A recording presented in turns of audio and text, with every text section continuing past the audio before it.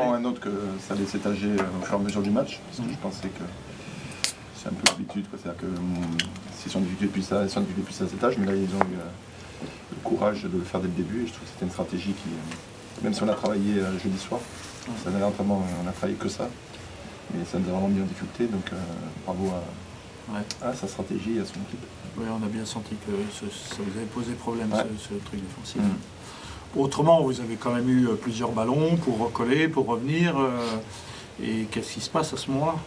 Ce qui se passe, c'est que c'est un match de handball et d'une équipe qui joue sa vie. Qui venons chercher le maintien, parce qu'on n'est pas venu à la fleur au fusil, on est arrivé la veille exprès, c'est rare. Donc voilà, quoi. Donc à partir de là, certes, il y a des immanquables, notamment des tirs à côté, mais au même titre que vous avez parlé des joueurs d'Angers qui étaient moins cuits, leur défense elle nous a épuisés, et à la fin c'est Shinta, c'est Yvan Gérard, c'est ces joueurs-là qui tirent à côté, passent le train, et on est dans la même logique qu'eux, grâce à leur stratégie qui s'avère payante.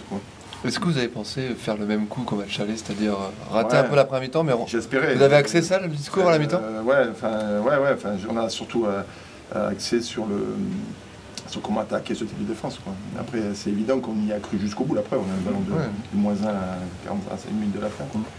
Et donc voilà, donc on y croit, on est dans une dynamique, parce que dès que tu gagnes, comme vous dites, 3 matchs de suite, tu es tout à fait dans une autre logique au niveau de la confiance.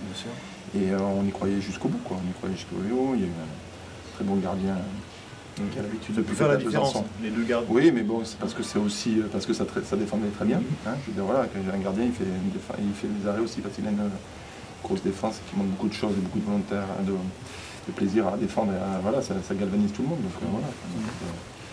Je ne suis pas toujours dire c'est la faute de Pierre-Paul Jacques. Ils ont proposé une stratégie qui a mis en difficulté. On a certes les ballons, avec plusieurs réussites, on aurait pu, comme il y a 3-4 ans, les piéger à la fin sur un malentendu. Mais bon, je pense que sur l'ensemble des deux matchs, que eux ressortent une fois avec une victoire, c'est pas non plus scandaleux.